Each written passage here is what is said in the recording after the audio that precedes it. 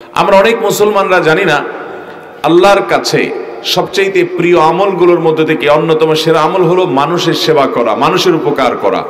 আমাদের লজ্জা লাগে যখন বিভিন্ন পশ্চিমা দেশের, পশ্চিমা দুনিয়ার দেশগুলোর এমবাসিগুলোর তরফ থেকে, তাদের দেশের বিভিন্ন এনজিও গুলোর তরফ থেকে আমাদের দেশে, গ্রামে, শহরে, সর্বত্র অভাবী মানুষদের সেবা করার চেষ্টা করা হয়। শত শত প্রতিষ্ঠানে দেশে আছে যে মুসলমানদেরকে সেবা করার নাম দিয়ে তাদের ঈমানটা কিনে নিয়ে যাচ্ছে, আছে না নাই?